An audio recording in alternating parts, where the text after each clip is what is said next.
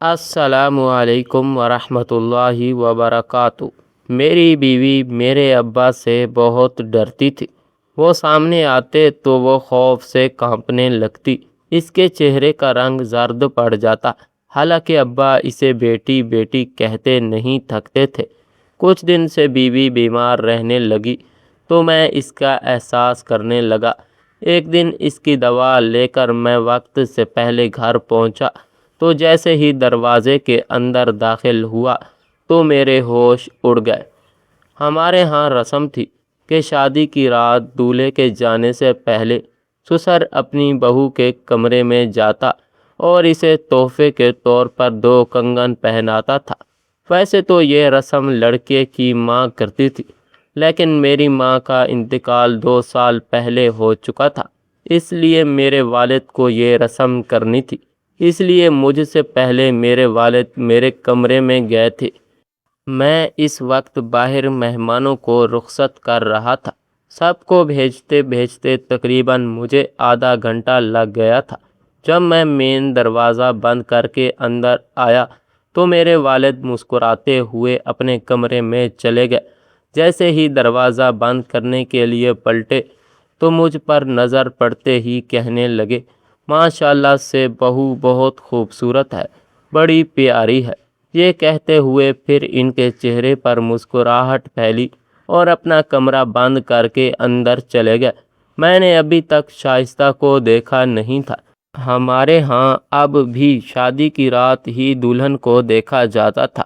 شاید آپ کو یہ بات عجیب لگتی ہو، لیکن ابھی بھی کچھ گھروں میں یہی اصول ہے۔ بہرحال مجھے اپنے باپ کی پسند پر بھرپور بھروسہ تھا۔ میں جیسے ہی کمرے میں داخل ہوا تو وہ دلہن بنی گھونگھٹ نکالے بیٹھی ہوئی تھی۔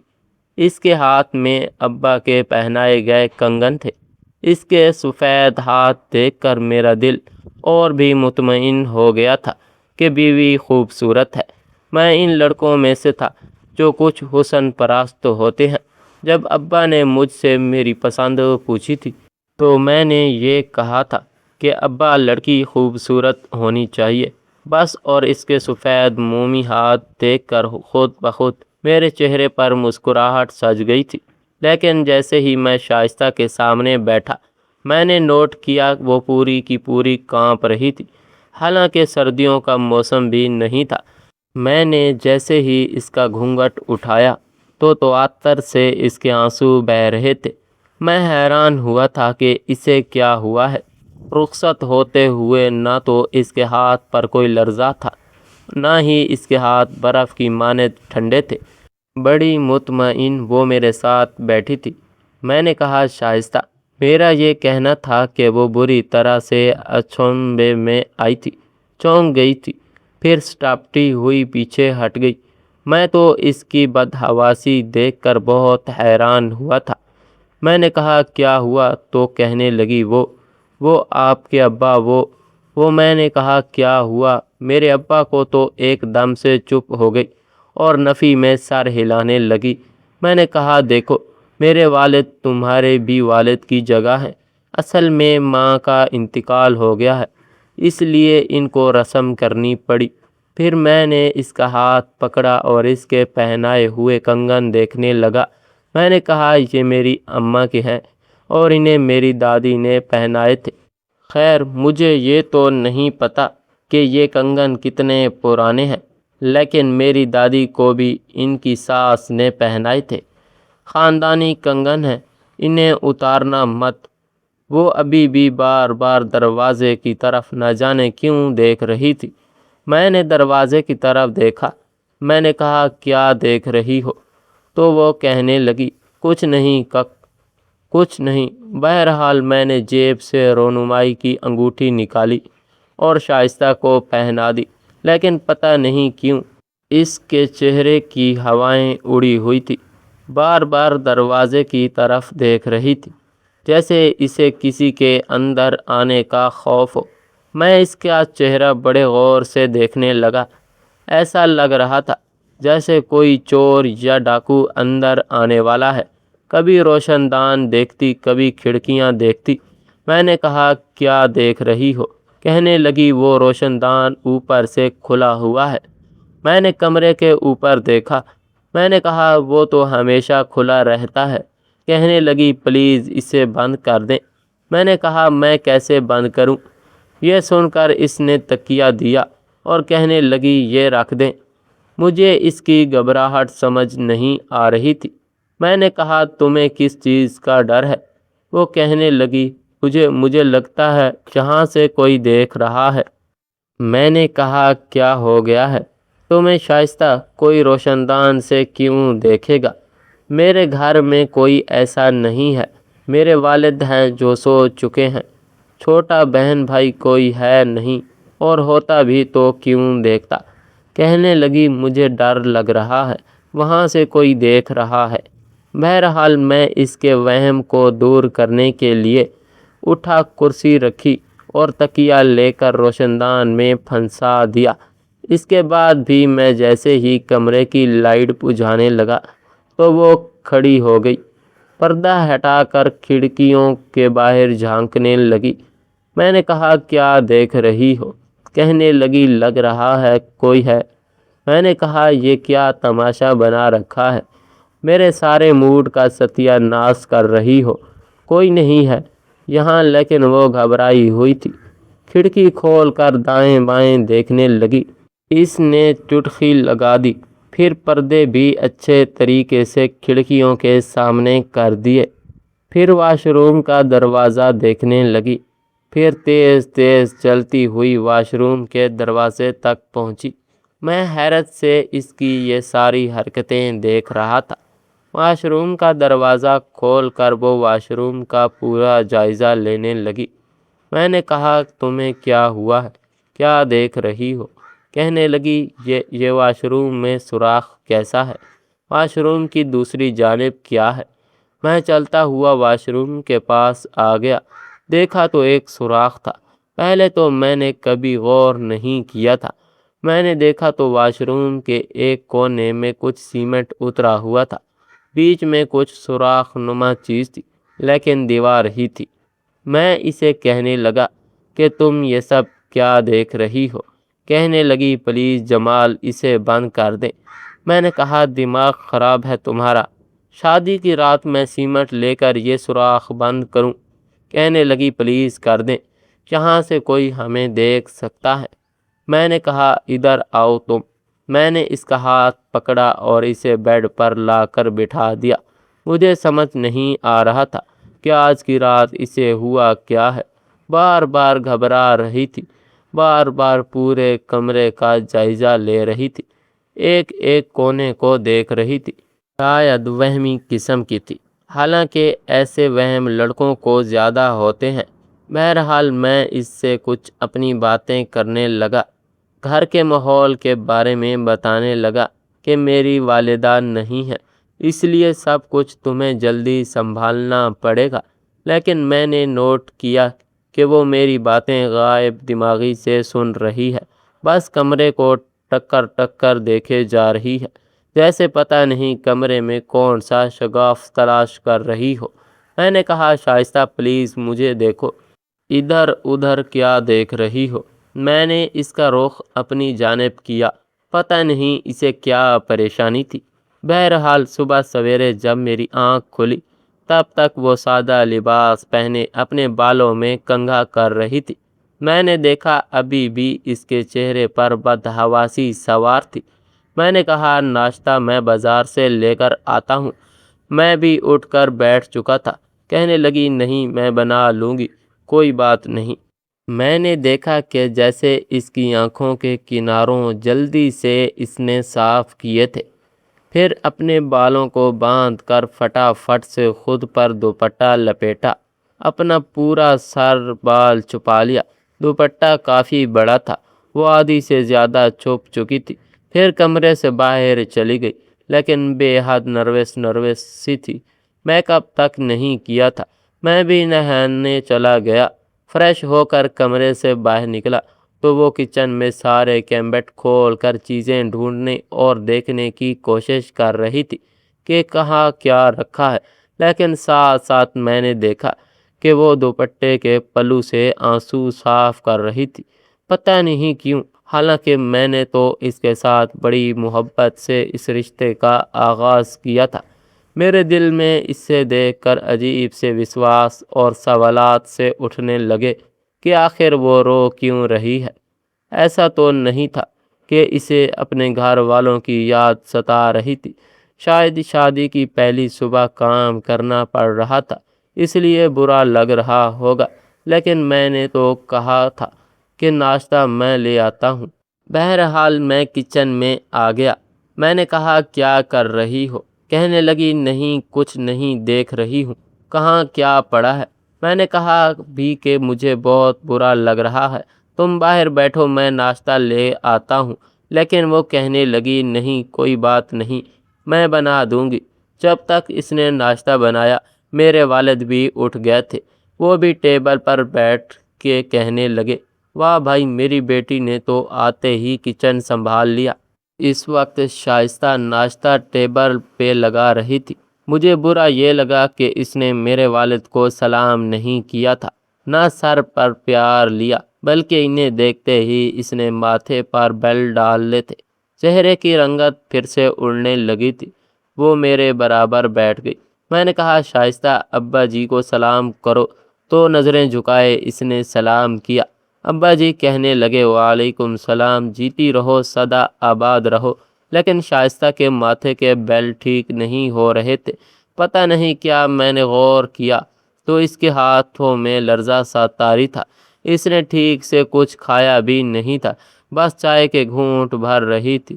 میرے والد نے کہا بیٹا تم ٹھیک سے کھاؤ، یہ تمہارا ہی گھر ہے، لیکن اس نے کوئی جواب نہیں دیا۔ مجھے اس کی یہ بات بہت بری لگ رہی تھی۔ آخر ایسا بھی کیا تھا؟ میرے والد گھر کے بزرگ تھے اور واحد بزرگ تھے۔ وہ کیوں میرے والد کو نظر انداز کر رہی تھی، یہاں تک کہ ان کی بات کا جواب تک نہیں دے رہی تھی۔ بہرحال رات کو چھوٹا سا ولیمہ کیا گیا، جہاں پہ اس کے گھر والے بھی آئے تھے۔ پتہ نہیں اپنی ماں کو دیکھ کر وہ یوں لپٹی کہ جیسے پتہ نہیں کیا ہو گیا ہو۔ پھر رونے لگی۔ اس کی والدہ کہنے لگی تمہیں کیا ہوا ہے؟ ارے ولیمے کا جوڑا پہن رکھا ہے، میک اپ کیا ہوا ہے، رو کیوں رہی ہو؟ اور مجھے اس کا رونا بہت برا لگا تھا۔ اس کے گھر والے کیا سوچیں گے کہ پتہ نہیں میں نے اس کے ساتھ کیا کیا ہے۔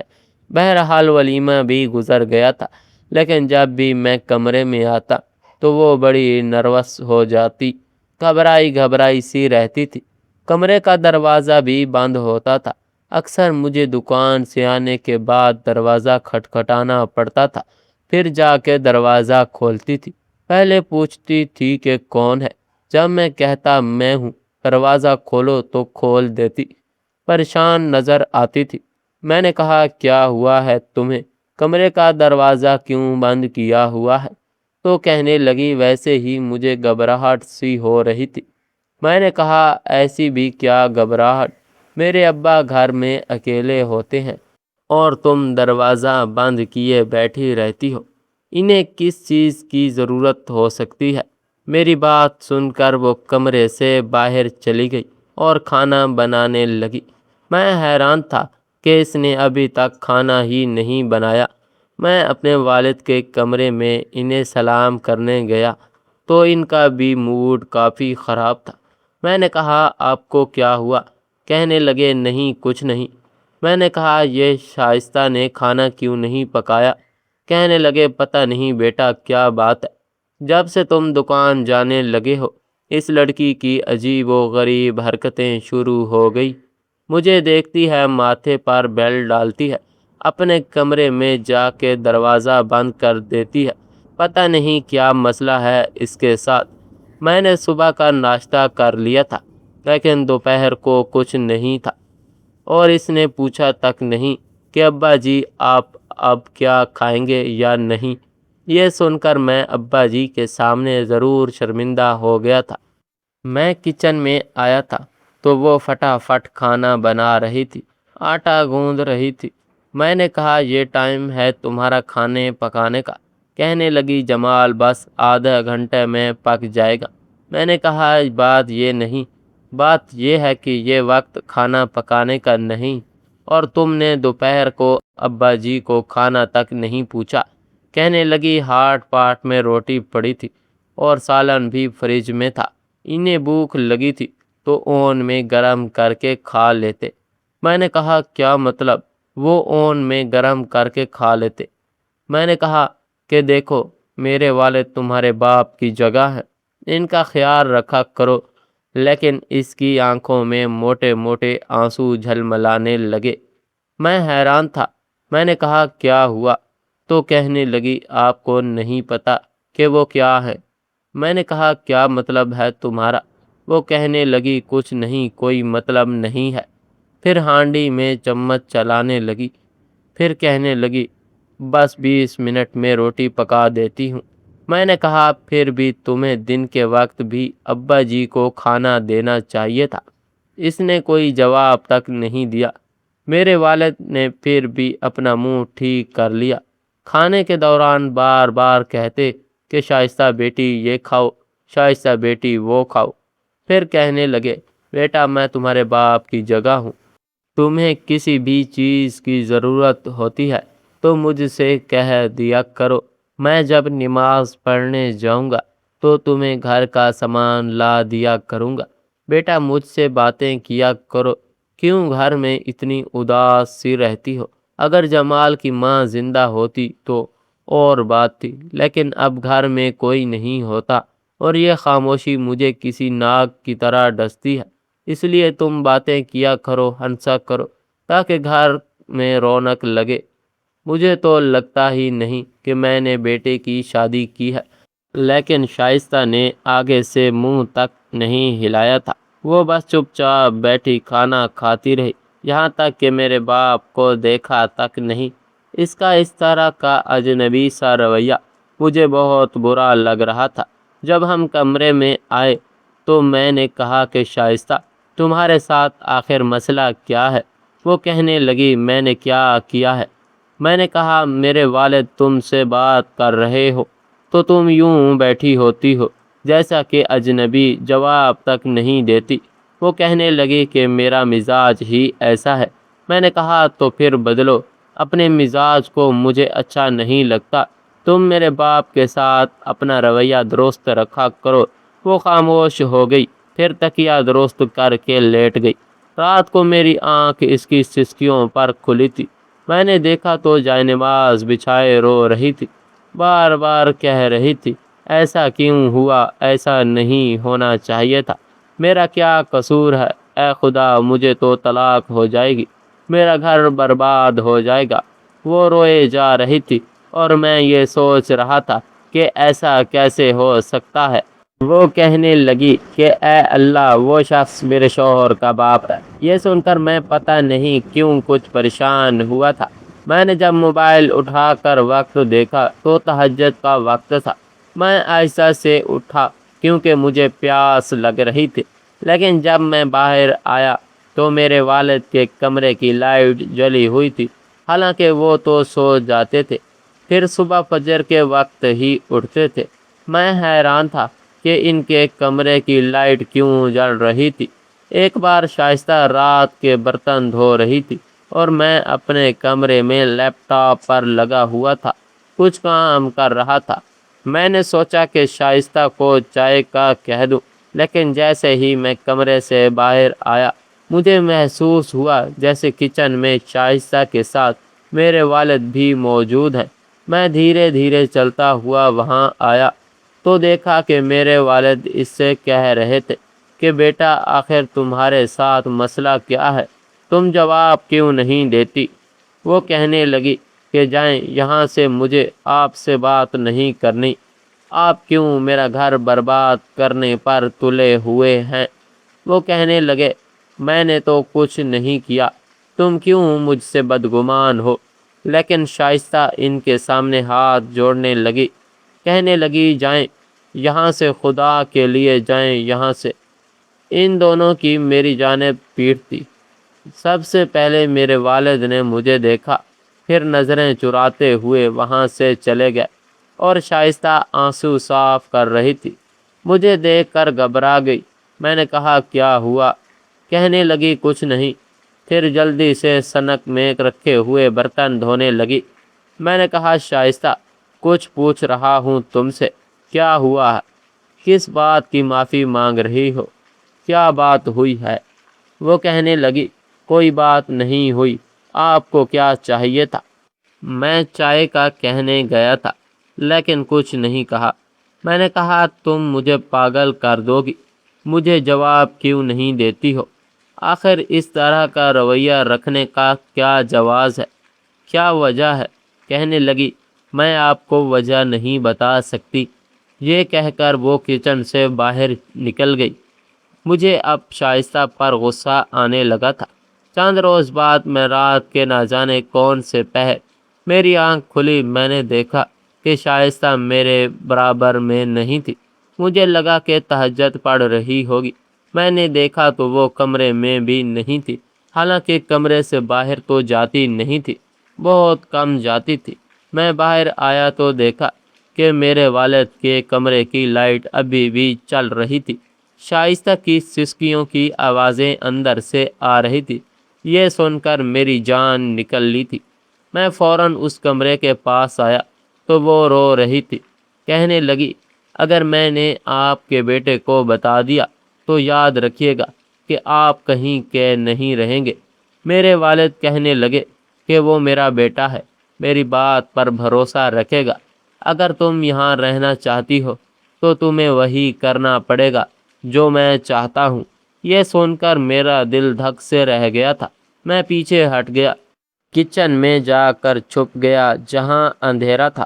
کچھ دیر بعد دروازہ کھلا۔ شائستہ روتی ہوئی میرے والد کے کمرے سے نکل کر میرے کمرے میں چلی گئی اور میرے والد کمرے کی لائٹ بجھا چکے تھے۔ میں اپنے باپ کے بارے میں کچھ بھی سوچ سکتا تھا، لیکن یہ سب کچھ نہیں سوچ سکتا تھا کہ آخر شائستہ اور میرے والد کے بیچ میں کیا چل رہا تھا۔ صبح میرے والد کہنے لگے کہ میں چاہتا ہوں کہ تم اس لڑکی کو اس کے میکے چھوڑ آؤ، اس کا بہت دماغ خراب ہو گیا ہے۔ میں نے کہا کیا مطلب؟ کیا کہا اس نے آپ کو؟ میرے والد کہنے لگے رات کو میرے کمرے میں اچانک سے آ گئی۔ بھلا اس کا کیا تک بنتی ہے کہ میرے کمرے میں آنے کی، اور اس کا کہنا تھا کہ آپ یہ شہر چھوڑ کر چلے جائیں۔ میں نے کہا کیوں جاؤں؟ تو کہنے لگی کہ اگر آپ چاہتے ہیں کہ میرا گھر بس جائے تو یہاں سے چلے جائیں۔ مجھے سمجھ نہیں آتی کہ آخر یہ لڑکی چاہتی کیا ہے، اس کا مسئلہ کیا ہے۔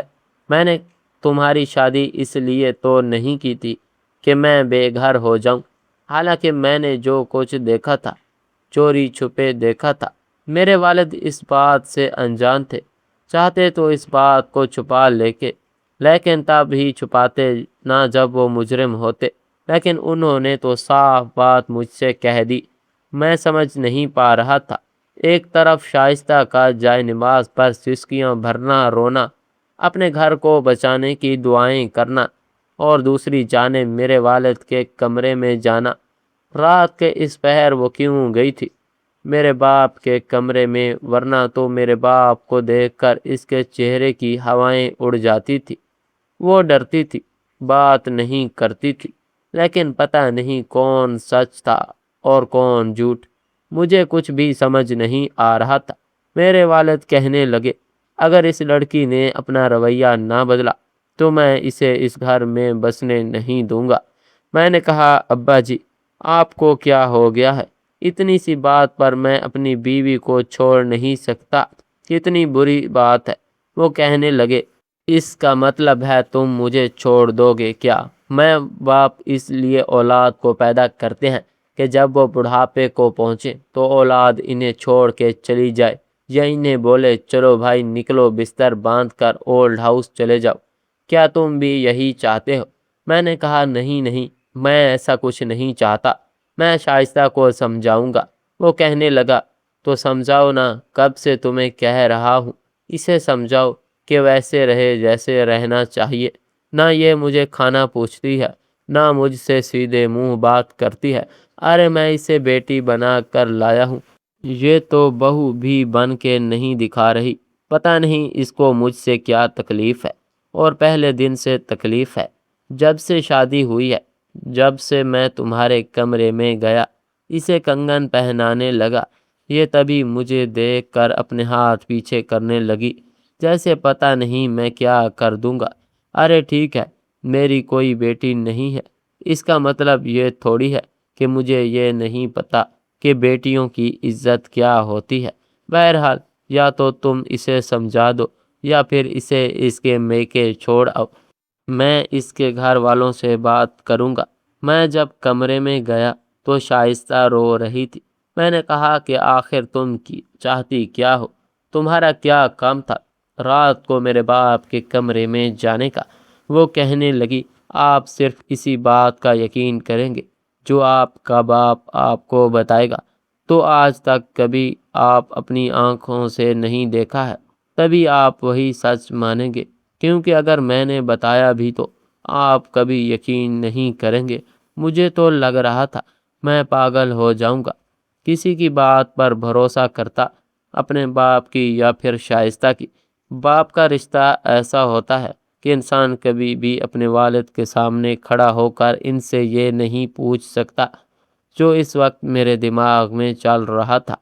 میں اپنے باپ کے بارے میں ایسا شک کر ہی نہیں سکتا تھا، اور دوسری طرف شائستہ تھی، پتہ نہیں کون سچ تھا کون نہیں۔ میں نہیں چاہتا تھا کہ میں اپنی بیوی کو کسی غلط فہمی کے بنا پر طلاق دے دوں اور پھر ساری زندگی کا پچھتاوا مجھے لگا رہے، اور اس کی بددعائیں، اس کے گھر والوں کی بددعائیں میری زندگی کو برباد کر دیں۔ ابھی یہی الجھن ٹھیک نہیں ہوئی تھی کہ جب میری بیوی کی طبیعت خراب ہونے لگی اور اسے الٹیاں ہی نہیں رک رہی تھی۔ میں بہت پریشان تھا۔ میں نے کہا چلو میرے ساتھ تمہیں ڈاکٹر کے پاس لے کر جاؤں، تو کہنے لگی مجھے نہیں جانا، میں کسی ڈاکٹر کے پاس نہیں جانا چاہتی، آپ مجھے دوا لا دیں، میں گھر بیٹھ کے کھا لوں گی۔ وہ بہت پریشان تھی، روتی رہتی تھی، وجہ پوچھتا تو ٹال جاتی تھی۔ اب وہ میرے والد کو دوپہر کا کھانا پوچھتی تھی، لیکن بیٹھ کر بات چیت نہیں کرتی تھی۔ وہ بھی زیادہ تر وقت اپنے کمرے میں گزارتے تھے۔ میں اسے کئی بار کہہ چکا تھا کہ میرے ساتھ ڈاکٹر کے پاس چلو تاکہ ڈاکٹر چیک کریں کہ مسئلہ کیا ہے۔ وہ کہنے لگی مجھے نہیں جانا، بس مجھے عام دوائیں لا دیں، میں کھا لوں گی۔ اس کی رنگت پیلی سی پڑنے لگی تھی۔ ایک بار میں جلدی ہی گھر آ گیا اور اس کی دوا بھی لے کر آیا تھا۔ ڈاکٹر کہہ رہا تھا کہ یوں کبھی بھی مرض کا پتہ نہیں چلتا، آپ اپنی بیوی کو لے کر آئیں۔ میں سوچ چکا تھا کیا زبردستی شائستہ کو ڈاکٹر کے پاس لے جاؤں گا، لیکن جیسے ہی میں نے چابی سے گھر کا دروازہ کھولا اور اندر داخل ہوا تو سامنے کا منظر دیکھ کر میرے ہوش اڑ گئے تھے۔ میرے والد زور و قطار رو رہے تھے، گھٹنوں کے بل بیٹھے ہاتھ جوڑ کر شائستہ سے معافی مانگ رہے تھے۔ کہنے لگے مجھے نہیں پتا تھا کہ تم وہی لڑکی ہو، میں تمہارا گناہ گار ہوں، مجھے معاف کر دو۔ وہ کہنے لگی کہ مجھے ویسے بھی اس گھر میں نہیں رہنا، میں آپ کے بیٹے سے طلاق لے لوں گی، کیونکہ یہاں رہنا میرے لیے کسی اذیت سے کم نہیں ہے، اور میں اس اذیت میں رہنا نہیں چاہتی۔ میں یہ راز اپنے دل میں ہی رکھنا چاہتی تھی، لیکن مجھے نہیں پتا تھا کہ میرے شوہر کا باپ وہی شخص نکلے گا جس نے میرے ساتھ بچپن میں زیادتی کی تھی۔ یہ سن کر میرے دماغ میں آندھیاں سی چلنے لگی تھی، یہ میں کیا سن رہا تھا؟ وہ کہنے لگے پتہ نہیں میں نے یہ گناہ کیوں کیا، بس شیطان کے بہکاوے میں آ گیا تھا، لیکن میں بہت پشیمان ہوں۔ میں نے اس کے بعد بہت معافیاں مانگی، گڑ گڑا کے اللہ کے سامنے توبہ کی، لیکن میں نہیں جانتا تھا کہ وقت کا پہیہ مجھے وہی لا کر کھڑا کر دے گی۔ میں یہ سب بھول جانا چاہتا تھا، باخدا اس کے بعد میں نے کسی بچی پر بری نظر تک نہیں ڈالی۔ وہ کہنے لگی لیکن آپ کو دیکھ کر مجھے وہ اذیت پھر سے یاد آ جاتی ہے، میں کبھی بھی آپ کو معاف نہیں کر سکتی، نہ ہی میں کبھی اس گھر میں رہ سکتی ہوں۔ میں نے بہت چاہا، اللہ سے رو رو کے دعا بھی مانگی۔ میں نہیں چاہتی کہ میرا شوہر مجھے طلاق دے دے، لیکن میرے لیے اس سے بھی بڑی اذیت یہ ہے کہ میں آپ کو دیکھوں اور آپ کو باپ جیسا درجہ دوں۔ میں یہ نہیں کر سکتی، میرے اختیار میں نہیں ہے۔ وہ کہنے لگے کہ تم فکر مت کرو، میں یہاں سے چلا جاؤں گا، لیکن تم بس مجھے معاف کر دو۔ میں الٹے قدم گھر سے باہر نکل چکا تھا۔ ان دونوں نے مجھے نہیں دیکھا تھا، لیکن جو حقیقت میں جان چکا تھا، میری سمجھ میں نہیں آ رہا تھا کہ میں کیا سن رہا ہوں اور کس کے بارے میں سن رہا ہوں۔ شاید اسی لیے شائستہ ہر وقت میرے باپ سے ڈری ڈری رہتی تھی، کیونکہ اسے اپنا ماضی یاد آتا تھا۔ پتہ نہیں انسان شیطان کے بہکاوے میں آ کر ایسا کیوں کر جاتا ہے کہ جس کی تلافی ساری زندگی نہیں ہوتی، بلکہ وہ گناہ اس کے سامنے ایک ایسی سزا بن کر آتا ہے کہ جیسے نہ تو وہ سہ سکتا ہے اور نہ ہی بھول سکتا ہے۔ کچھ دیر بعد میں نے اپنے آنسو صاف کر کے گھر کا دروازہ کھٹکھٹایا۔ دروازہ شائستہ نے ہی کھولا تھا۔ وہ رو رہی تھی، لیکن اب اس کے رونے کی وجہ میں جان چکا تھا۔ میں نے کوئی سوال نہیں کیا۔ اگلی صبح جب میرے والد کمرے سے باہر آئے تو آنکھیں ان کی بھی متورم تھی۔ کہنے لگے، میں سعودی عرب اپنے بھائی کے پاس جانا چاہتا ہوں، تم ویزے اور ٹکٹ کا انتظام کر لو، اور جب تک میں نہ کہوں مجھے واپس مت بلانا۔ میں نے کوئی جواب نہیں دیا، چپ چاپ اپنے باپ کو سعودیہ بھجوا دیا۔ شاید انہیں یہ لگ رہا ہو کہ اللہ کے گھر کے سامنے وہ توبہ کرے تو ان کا یہ گناہ معاف ہو جائے، لیکن یہ تبھی ہو سکتا ہے جب شائستہ انہیں معاف کر دے۔ میں نے شائستہ کے ساتھ اپنا رویہ بہت اچھا رکھا تھا، اس کا بہت خیال رکھتا تھا، کیونکہ وہ جو کچھ میرے باپ نے اس کے ساتھ کیا تھا، اس کی تلافی تو ہو ہی نہیں سکتی تھی۔ بہرحال چند ماہ بعد ہی میرے باپ کا انتقال ہو گیا۔ تب میں نے یہاں شائستہ سے کہا تھا کہ اگر میں تم سے کچھ مانگوں تو کیا مجھے دو گی؟ کہنے لگی، کہیں کیا چاہیے؟ میں نے کہا، میرے باپ کو معاف کر دینا۔ یہ سن کر اس نے حیرت سے مجھے دیکھا اور میں پھوٹ پھوٹ کر رونے لگا۔ میں نے اس کے دونوں ہاتھ پکڑ لیے۔ میں نے کہا، میں اس دن تمہاری اور اپنے باپ کی باتیں سن چکا تھا۔ وہ پتھرائی ہوئی آنکھوں سے مجھے دیکھ رہی تھی۔ میں نے کہا، تم دل سے انہیں معاف کر دو، میں ساری زندگی تمہارا احسان مند رہوں گا۔ وہ بھی رو رہی تھی، لیکن کہنے لگی کہ آپ کی خاطر میں نے آپ کے باپ کو معاف کیا۔ ایسا حوصلہ شاید ایک عورت ہی رکھ سکتی ہے، کوئی مرد نہیں۔